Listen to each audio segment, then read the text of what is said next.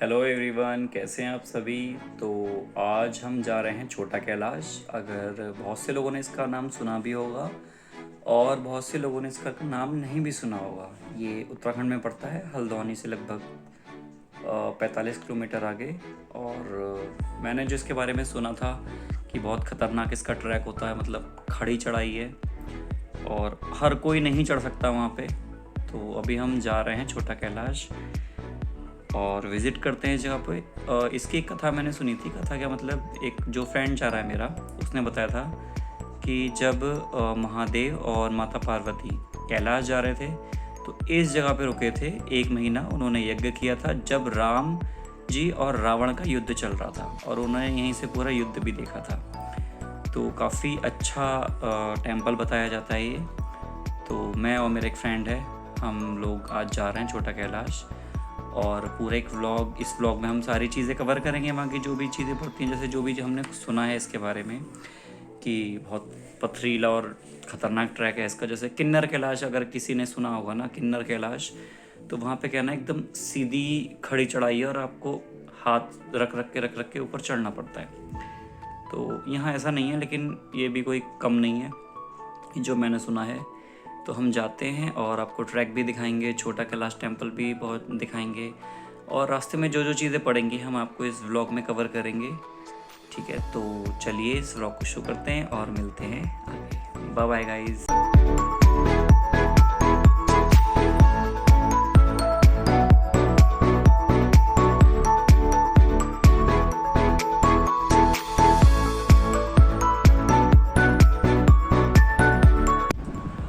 तो अभी हम यहाँ पहुँच चुके हैं। यहाँ से हमें पैदल ट्रैक करना पड़ता है और यहाँ पे ही सभी गाड़ियों का स्टॉप होता है।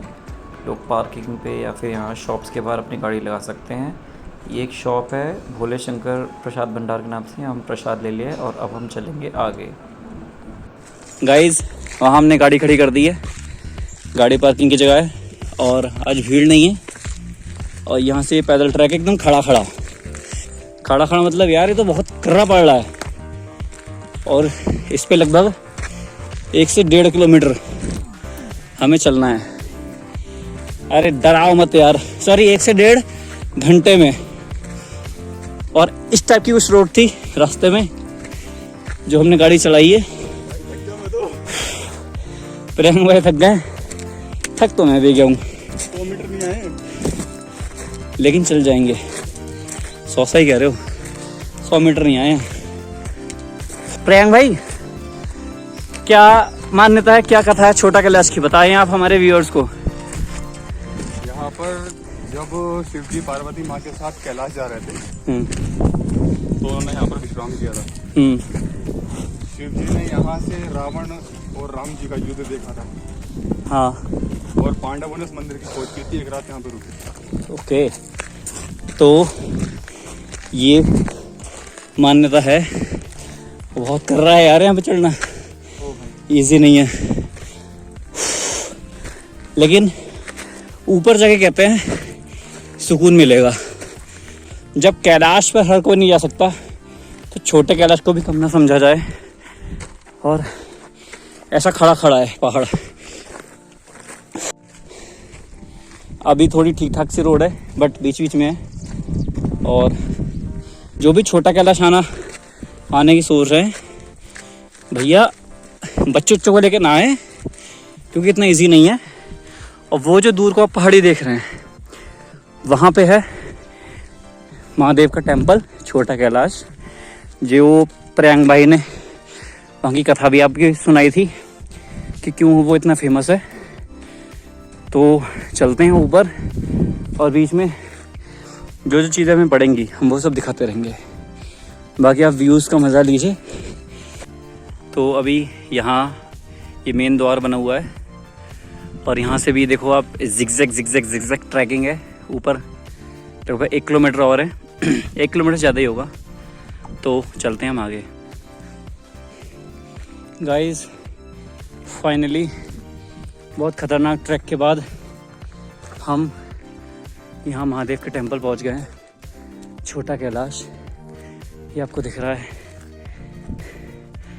और यहाँ पे कहते हैं कि जो कैलाश है, कैलाश के बाद ये ही एक पर्वत है जो सबसे ऊंचा है, मतलब कैलाश सबसे ऊंचा है, उसके अलावा इस क्षेत्र में सबसे ऊंचा पर्वत यही है, इसीलिए इसको छोटा कैलाश के नाम से जानते हैं। तो फाइनली अब हम टेंपल पहुंचे हैं। ये ऑफ सीज़न है इस वक्त, इसलिए यहाँ पे कोई भीड़ नहीं मिलेगी, आप आराम से दर्शन करिए। यहाँ भीड़ होती है शिवरात्रि को, बहुत बहुत भयंकर भीड़ होती है। तो जब भी आइए ऐसे समय पे आइए जब दर्शन अच्छे से हो जाए। और यहाँ हम आ चुके हैं, बाकी आप देख सकते हैं सारे पहाड़ बहुत नीचे हैं, धुंध की वजह से आपको उतने क्लियर नहीं दिख रहे होंगे। तो हम चलते हैं टेंपल में हाथ मुँह धो के।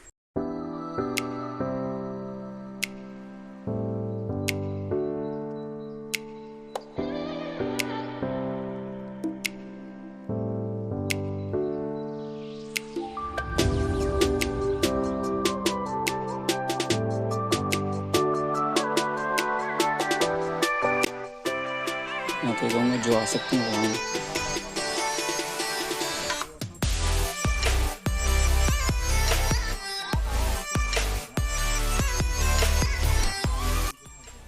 पंडित जी ने कथा सुनाई थी। ये शिवलिंग महादेव ने स्थापित किया था और यहाँ पे एक दीपक था जो उसी समय से है। यहाँ से कैलाश के पर्वत भी दिखते हैं जो पंडित जी ने बताया था अभी जब हम पूजा कर रहे थे, पर अभी धुंध की वजह से नहीं दिख रहे हैं। यहाँ बहुत सुकून और शांति है इस जगह पे, मतलब मैंने थोड़ी देर बैठ के मेडिटेशन किया, साधना करी, आप खुद देख सकते हैं, बिल्कुल शांति है, बिल्कुल शांति इस जगह पे। और एक अच्छी बात, जैसे मंदिरों में जाते हैं तो बहुत जल्दी जल्दी लाइनों को आगे बढ़ाया जाता है कि चलिए चलिए आगे बढ़िए। आप मतलब मन से 5 मिनट तो छोड़िए, अब 1 मिनट भी अच्छे से नहीं बैठ सकते। यहाँ पे हम कम से कम आधे घंटे बैठे होंगे। पंडित जी ने पूरी कथा सुनाई कि कैसे इस जगह का निर्माण हुआ, किस युग से चली आ रही है। ये एक कुंड बताते हैं कि पार्वती माता के लिए महादेव ने कुंड एक बनाया था, ये वो है। और बहुत शांति और सुकून है इस जगह पे। तो मैं सभी से ये कहना चाहूँगा कि आएँ ज़रूर इस जगह पे अगर आप आ सकते हैं, और एक हष्ट पुष्ट आप हैं, अगर चल फिर अच्छा चल सकते हैं तो ज़रूर आएँ, क्योंकि फिर एक एज के बाद यहाँ नहीं आ सकते, क्योंकि चढ़ाई बहुत ही ख़तरनाक है, एकदम खड़ी चढ़ाई है और थोड़ा मुश्किल हो जाएगा। तो जब भी आएँ, जितना जल्दी हो यंग एज में ज़रूर आएँ, क्योंकि आने वाले समय में इस धाम पे होगी भीड़, तब शायद इतनी शांति से, इतने अच्छे से जैसे आज हमने दर्शन कर रहे हैं शायद ना हो पाए। और पंडित जी ने बहुत अच्छे से यहाँ की चीज़ें बताई हैं। सभी से विनती करना चाहूँगा, ज़रूर आएँ। हर हर महादेव। यहाँ पे एक अच्छी चीज़ मैं आपको बताता हूँ कि एक घंटी की आवाज़ आती रहती है हमेशा, वही देखिए इस ध्वज में घंटी लगी है। और पंडित जी बता रहे थे कि कभी जैसे आरती होती है हम घंटी बजाना भूल जाते हैं, तो ये एक घंटी है जो 24 घंटे बज रही है। और बिल्कुल आप ध्वनि सुनिए इसकी, ऐसा लगेगा कि कोई बजा रहा है।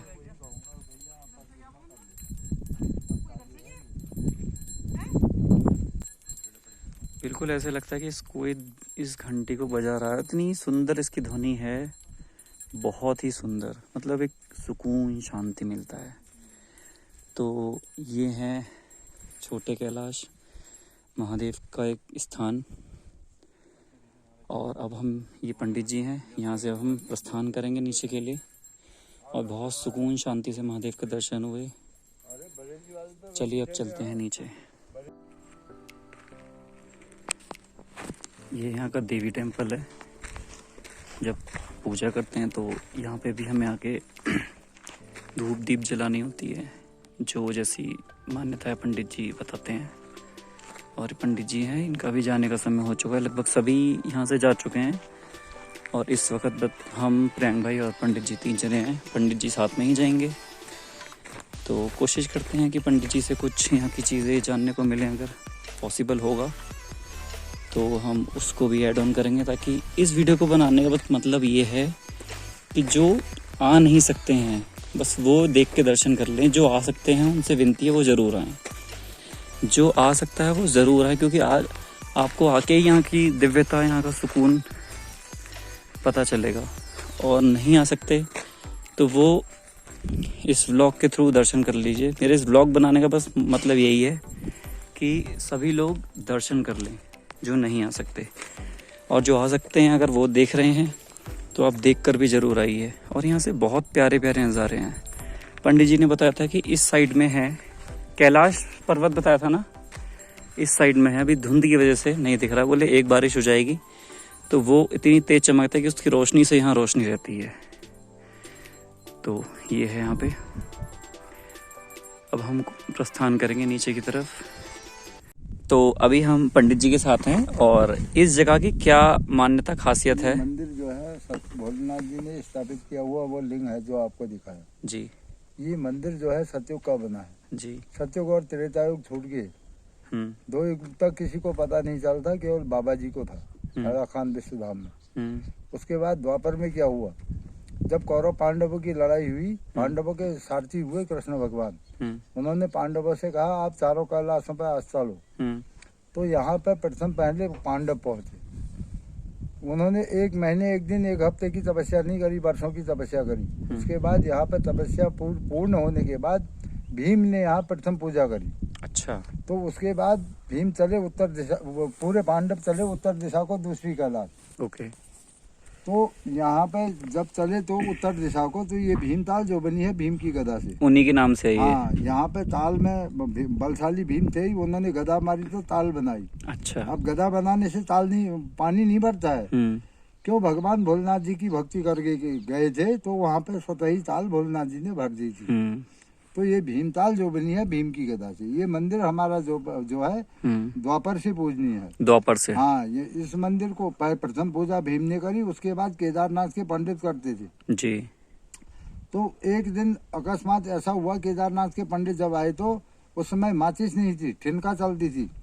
ठिनके से आग जलाई जाती थी। ठिनका यानी पत्थर और लोहा टकरा हाँ, रगड़ के। हाँ, तो यहाँ पे वो आग जलती थी। हमारे पूर्वज जो थे हमारी खानदान में कोई भी, तो वो उनके सेवक थे। अच्छा। उन्होंने यहाँ पे आकर के मंत्र द्वारा अग्नि प्रकट करी थी हवन कुंड पे। अच्छा। तब ये पूजाएं यहाँ हमारी खानदान को छोड़ी गई। द्वापर से पूजनी है। हाँ, धन्यवाद पूरी। धन्यवाद पंडित जी। तो ये है इस जगह की पूरी कथा छोटा कैलाश की। तो चलिए अब हम चलते हैं आगे। अभी हम रास्ते में एक जगह कुछ खाने पीने के लिए रुके थे।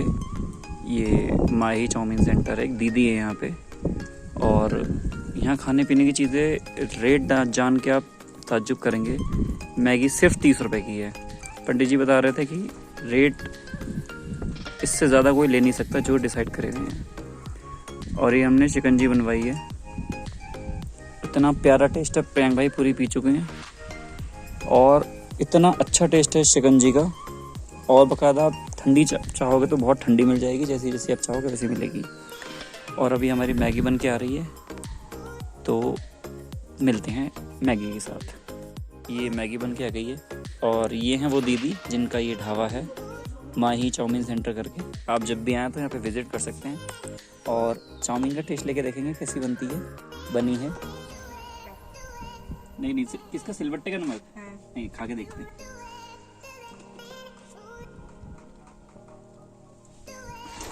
बढ़िया है मैगी, एक नंबर। एक कहावत है, पहाड़ों की मैगी खाइए, बहुत अच्छी लगती है। लिटरली पहाड़ों की मैगी बहुत अच्छी लगती है। यहाँ ये तो माही दीदी का चाउमीन सेंटर है, और काफ़ी चीज़ें हैं, छाछ है, लस्सी है। दीदी एक बार आप बता दीजिए कि यहाँ पे क्या क्या खाने की चीज़ें मिलती हैं। दाल चावल, राजमा चावल, कड़ी चावल और पहाड़ी दाल, और आलू पराठे, गोभी पराठे, मेथी पराठे, मैगी, चाउमीन, लस्सी, छाछ, नींबू पानी, ये सब कुछ की सुविधा है। तो ये सारी चीज़ें मिलती हैं, इतना ऊपर भी। तो आप जब भी आइए आराम से यहाँ बैठ के खाइए, बड़ी अच्छी अच्छी हवा चल रही है, पूरा प्राकृतिक इन्वायरमेंट है, साफ़ सुथरा बिल्कुल, शुद्ध हवा, शुद्ध पानी, बिल्कुल शांति एकदम। और यहाँ पे मैगी भी है, तो आप लोग व्लॉग देखिए और हम लेते हैं मैगी का मजा। तो अभी ऑलमोस्ट हम नीचे उतर चुके हैं, 3 किलोमीटर का ट्रैक था। अब आप ऐसे देखो कैसे एकदम खड़ी चढ़ाई है, एकदम खड़ी करी है, और उसी हिसाब से ये पैदल उतरना है।